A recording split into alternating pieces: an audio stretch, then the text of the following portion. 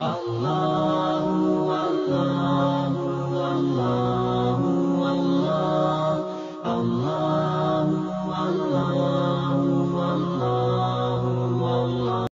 صدقہ جاریہ حاصل کرنے کے لیے اس ویڈیو کو شیئر کرنا مت بھولیں۔ جزاک اللہ۔ اما بعد فاعوذ باللہ من الشیطان الرجیم، بسم اللہ الرحمن الرحیم، وقاتلوہم حتی لا تکون فتنہ۔ میرے واجب الاحترام سننے والوں، دیکھنے والوں، السلام علیکم ورحمۃ اللہ وبرکاتہ۔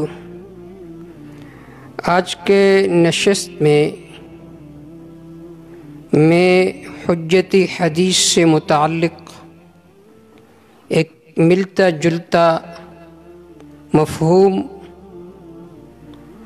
اور حجت حدیث کا جو ضد ہے الحاد، اس کا مختصر تذکرہ کروں گا۔ جناب رسول اللہ صلی اللہ علیہ وسلم نے قیامت کے علامات میں سے ایک علامت یہ ذکر فرمائی کہ جب فتنے زیادہ ہو جائیں گے تو یہ بھی قیامت کے علامات میں سے ایک علامت ہے۔ فتنہ یہ عربی زبان کا لفظ ہے، اس کے کئی معانی ہے، لیکن فتنے کا معروف معنی وہ فساد ہے۔ جیسا کہ کہا جاتا ہے کہ یہ آدمی بہت زیادہ فتنہ پرور آدمی ہے، یعنی یہ آدمی بہت زیادہ فساد پلاتا ہے۔ آج پوری دنیا میں فتنوں کا بازار گرم ہے، کہیں دینی اور علمی فتنے ہیں، کہیں ملکی اور قومی فتنے ہیں، کہیں تہذیب و تمدن کے نام پر فتنے ہیں، کہیں آرائش اور آسائش کے فتنے ہیں، سرمایہ داری کے فتنے ہیں، غربت و افلاس کے فتنے ہیں، اخلاقی و سیاسی فتنے ہیں، عقل پرستی کے فتنے ہیں، داخلی اور خارجی فتنے ہیں، بلکہ یہاں تک کہ نورانی اور روحانی فتنے ہیں۔ گویا پوری دنیا کو فتنوں نے گھیر لیا ہے۔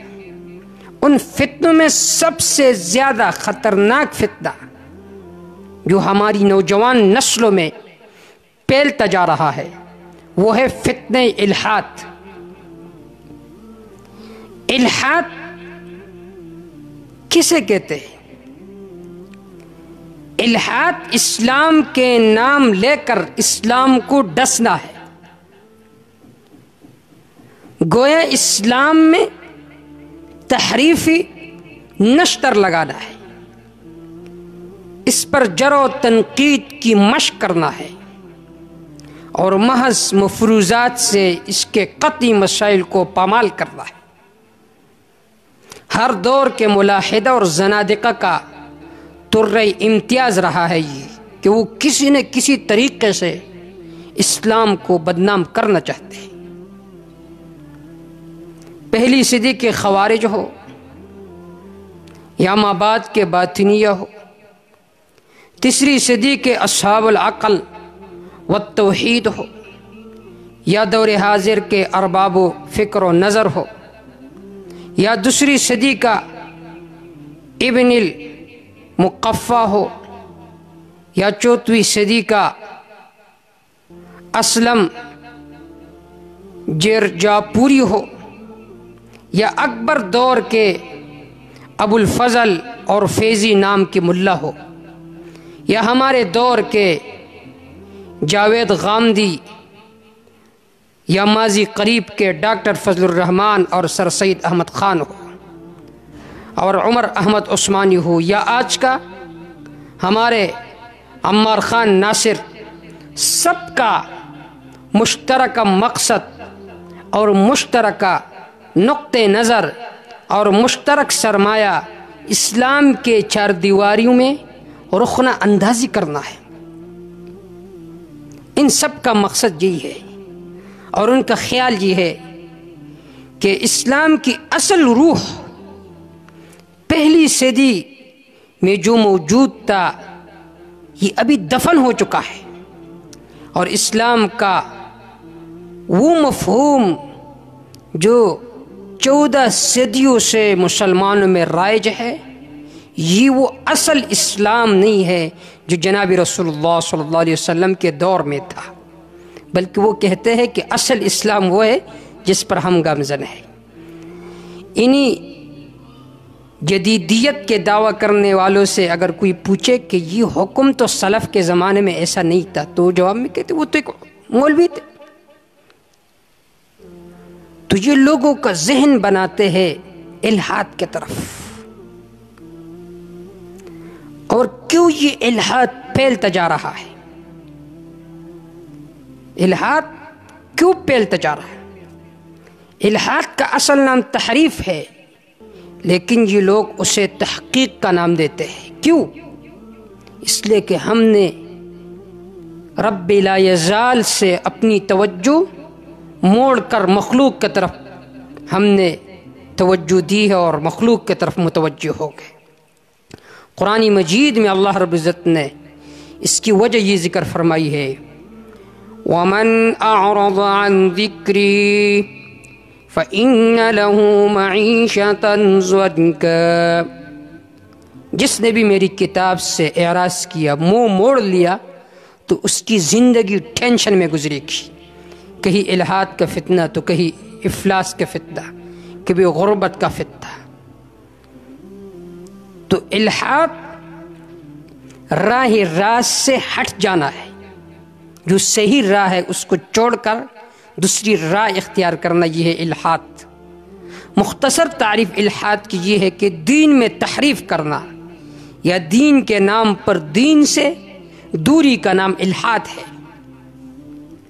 ماضی قریب میں تو آپ نے سنے ہوں گے نام ملحدین کے، سر سید احمد خان، اس طرح غلام احمد پرویز، اس طرح غلام احمد قادیانی، ڈاکٹر فضل الرحمن، عنایت اللہ مشرقی اور ان جیسے متجددین اس سلسلے کے کھڑی ہے۔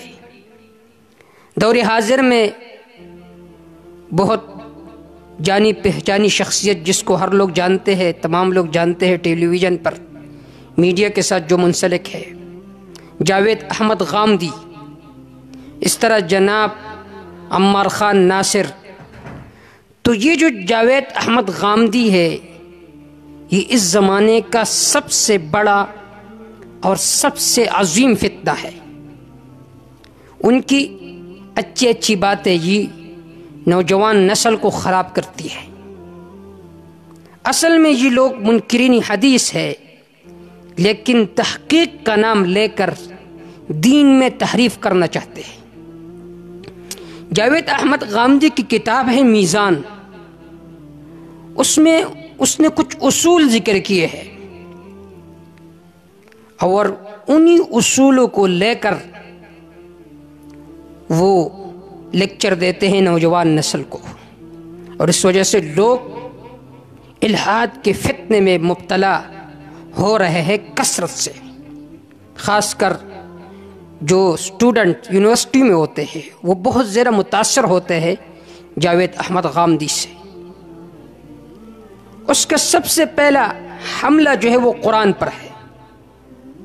وہ کہتے ہیں کہ قرآن مجید کی سمجھنے کے لیے صرف ایک راستہ ہے، وہ ہے عربی دانی۔ جسے عربی آتی ہے تو اسے کسی تفسیر کی ضرورت نہیں ہے، اس طرح سلف الصالحین کی جو تشریحات ہے اس کی بھی کوئی ضرورت نہیں ہے۔ تو دیکھیں یہ ایسا بڑا فتنہ ہے کہ جب انہوں نے اصل یہ رکھی کہ قرآن مجید کے سمجھنے کے لیے صرف عربی دان ہونا کافی ہے، تو اس وجہ سے وہ قرآن مجید کی جو آیات کی تفسیر ہے، جو کچھ اس کے ذہن میں آتا ہے اسی کے مطابق کرتا رہتا ہے۔ اگر کوئی اس سے پوچھے کہ بھائی یہ تفسیر تو سلف سے منقول نہیں ہے، کہتے سلف وہ کون ہے؟ اللہ ہے، رسول ہے؟ مذاق اڑاتے ہیں، کہتے سلف وہ بھی تو مولوی تھے۔ اگر رجم کا مسئلہ پوچھا جائے کہتے یہ تو مولویوں کا بنائے ہوئے مسئلے ہیں۔ تو سب سے بڑا فتنہ ہے جس سے لوگ گمراہ ہوتے ہیں۔ پہلا حملہ اس کا قرآن مجید پر ہے، دوسرا حملہ اس کا سنت پر ہے، وہ کہتے ہیں کہ سنت حضور صلی اللہ علیہ وسلم کے اپنے افعال و عادات نہیں ہے، بلکہ یہ دین ابراہیمی کی روایت ہے جسے آپ صلی اللہ علیہ وسلم نے دین کی حیثیت سے جاری فرمایا۔ اور دوسری بات وہ یہ ذکر کر رہے کہ سنت کی سمجھنے کے لیے دین ابراہیمی کے حاملین یہود و نصارہ کے عملی تواتر کو دیکھا جائے گا۔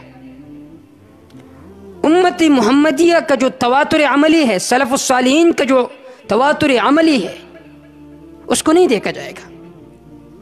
اس وجہ سے وہ داڑھی کے سنیت کے بھی منکر ہے کہ داڑھی تو سنت نہیں ہے، خود بھی داڑھی منڈا ہے اور محقق بنا پھر رہا ہے، محقق بنا پھر رہا ہے، اور لوگ اس کے سامنے بیٹھے ہوتے ان سے سوالات کرتے۔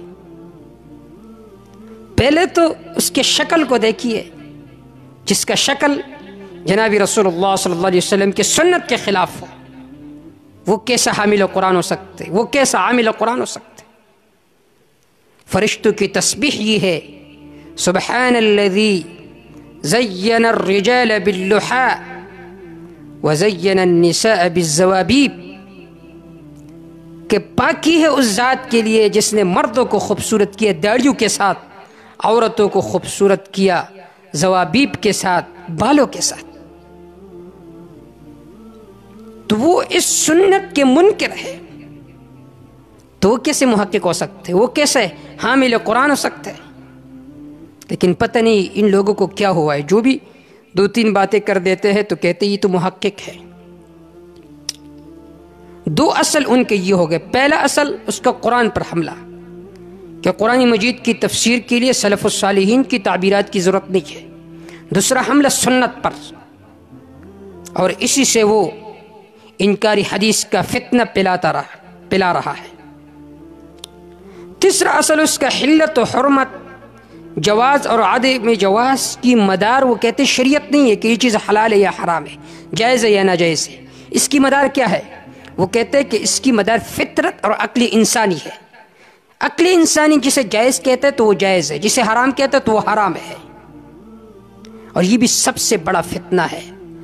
اور ایسا اصل ہے یہ کہ دین کا جو مفہوم ہے وہ سارا اس سے بدل جاتا ہے۔ خلاصہ یہ ہے، وہ کہتے کہ قرآن مجید کی تفسیر میں ہر آدمی آزاد ہے، قرآن مجید کی تفسیر میں ہر آدمی آزاد ہے۔ اسی طرح وہ کہتے ہیں کہ یہ جو سنت کے نام پر ملاؤں نے قیودات لگائے ہیں یہ دین نہیں ہے۔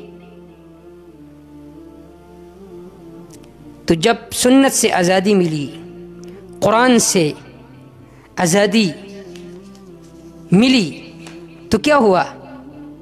بے حیائی پھیلے گی۔ ہم تو سمجھے تھے کہ لائے گی فراخی تعلیم،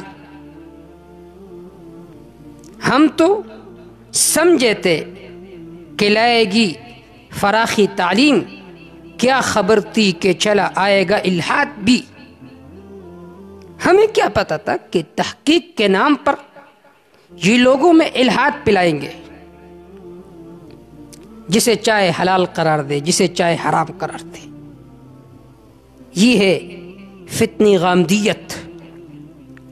اسی اصولوں کے پیش نظر جاوید احمد غامدی نے حیات عیسیٰ کا بھی انکار کیا، ظہور مہدی کا بھی انکار کیا، حجیت حدیث کا بھی انکار کیا، داڑھی کی سنیت کا بھی انکار کیا، اجماع کی حجت ہونے کا بھی انکار کیا، رجم کی حد کا بھی انکار کیا، قرآن مجید کے جو مختلف قرات ہے اس کے بھی انکار کیا، اور اسی کا نام ہے تحقیق۔ وہ کہتی ہے تحقیق ہے، اور الحاد فی الدین کا نام انہوں نے اظہار حقیقت رکھا۔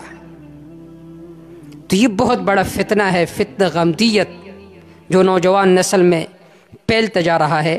اللہ امت مسلمہ کو اس فتنے سے محفوظ فرمائے، اور یہ قیامت کے علامات میں سے ایک علامت ہے کہ فتنے پھیل جائیں گے، اور اس زمانے میں سب سے بڑا فتنہ فتنہ الحاد ہے۔ اللہ اس فتنہ غامدیت سے تمام امت مسلمہ کو محفوظ فرمائے۔ قرآن و سنت کی تشریح وہ معتبر ہوگی جو سلف الصالحین نے ذکر کی ہے کیونکہ جناب رسول اللہ صلی اللہ علیہ وسلم کے زمانے سے لے کر اب تک فقہا، مجتہدین، صالحین جب ایک مسئلے پر متفق ہیں اور 14 صدیوں کے بعد ایک داڑھی منڈا کڑا ہوتا ہے، کہتے میں محقق ہوں، تو عقل بھی نہیں مانتی اور شریعت بھی نہیں مانتی. تو اللہ اس فتنے سے امتی مسلمہ کو محفوظ فرمائے. وما توفیق الا باللہ، علیہ توکلت و الیہ انیب.